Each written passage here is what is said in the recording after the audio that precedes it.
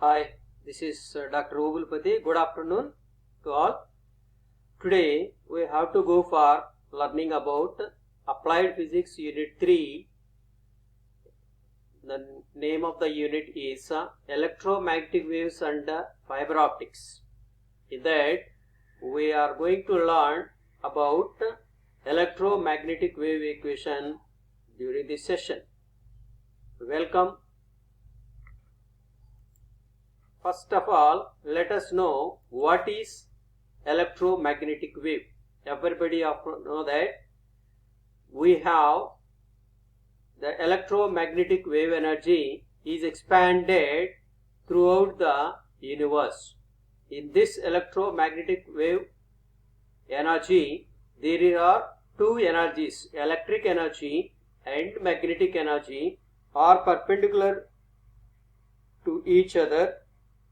The resultant of these two energies is called electromagnetic wave energy.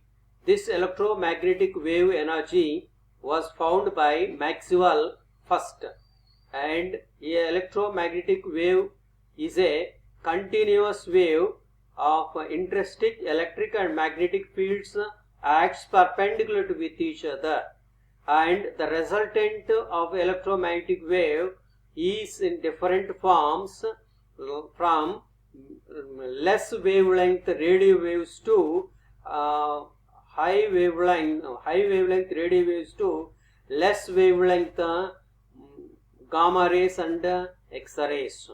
And here in this electromagnetic wave there is also light energy, and as we already studied about in the first unit about the light. Let us know about what is the association with the electromagnetic wave and electromagnetic wave fields. We are discussing about the electromagnetic wave fields and how they are modified. Before to know about the electromagnetic wave and their applications in the field of engineering as well as in the science, we have to know about basic things, that is mathematical operator, and that is named as an electromagnetic wave associated with the operator called as del, or this is also sometimes called as a nabla. And as you are studying in this mathematics also, and this operator del or nabla is mathematically defined as del is equal to I cap dou by dou x plus j cap dou by dou y plus k cap dou by dou z. What is the importance of del? The del will give the differentiation of vector physical quantities. As we are studied in intermediate, the differentiation of scalar functions only, scalar physical quantities only. Now we are going to differentiate the vector physical quantities by means of differential operator del, and this is the mathematical operator where it is used to differentiate the vector functions. This differential operator used in three ways. One is called gradient of scalar field, where the vector field is multiplied with the scalar function A. The second application is the divergence of vector field, where the differential operator del is dot multiplied with the vector function if a vector physical quantity. The third one is a curl of a vector field, where the del is cross product with the vector function A bar. So these two are the vector physical quantities, and this is scalar physical quantity. The multiplication of scalar function with the differential operator is gradient of scalar field. The divergence of vector field is a dot operator, and curl of vector field is a cross product. And let us know about the first one in brief, gradient of scalar field. The gradient of a vector is a tensor which tells how the vector field changes in any direction. Gradient of a scalar field will give the increase or decrease of a scalar function in any direction. That is calculated from gradient of a scalar field. And here grade f can be written as dou f by dou x plus I cap plus dou f by dou y j cap plus dou f by dou z k cap. Here f is a scalar function and del is a differential operator and is normal multiplication, and this is the what are the importance of results of this scalar function. The gradient of a scalar function is a vector because it is multiplied with the vector differential operator. The magnitude and gradient of a scalar function is equal to the largest rate of change of a scalar function in any direction. The magnitude found, this one will give largest change, either increase or decrease. The direction of gradient of a scalar function in the direction of a largest rate or change in the function. So the direction of a resultant vector is in the direction of the change. This is the gradient of a scalar function. Let us know about the second one, flux and divergence of a vector field. The flux taken from a Greek word where it indicating that efflux water or flow water out. The flux or divergence of vector field is defined with a del dot E bar. So del dot E bar can be gives that amount of water flux or electrical line flux or magnetic flux diverge from particular surface, and this is defined as the flux of a vector E bar through a surface is like a expelling from the one surface of the cube like this. So phi flux diverge from a surface, unit surface, is equal to E bar dot dr bar.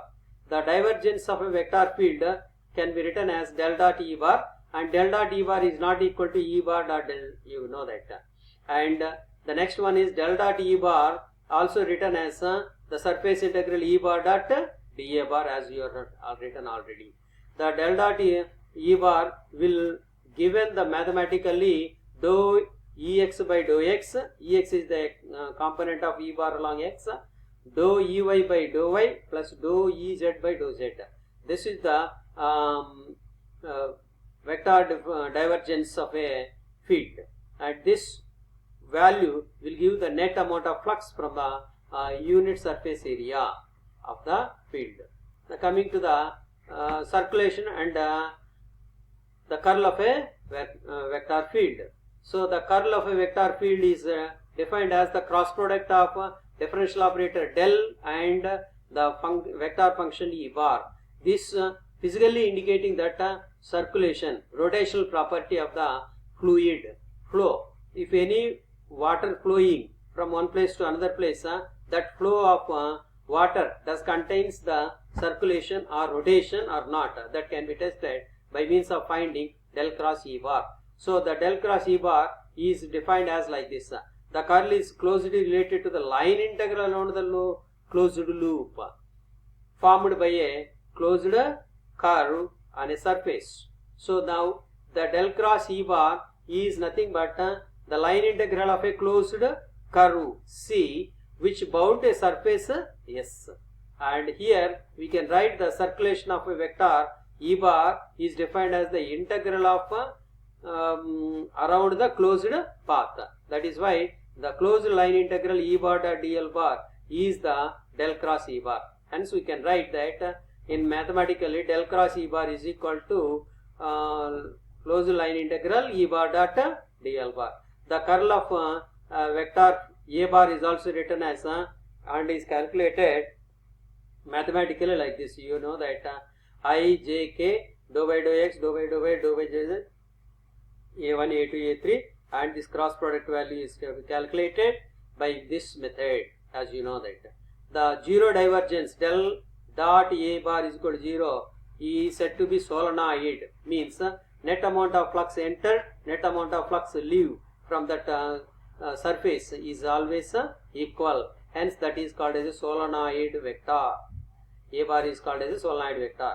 A vector field with a zero curl, del cross A bar is equal to 0. If the del cross A bar is equal to 0, then we have said that there is no rotation in the flow. So it is steady flow, no rotation flow, irrotational flow.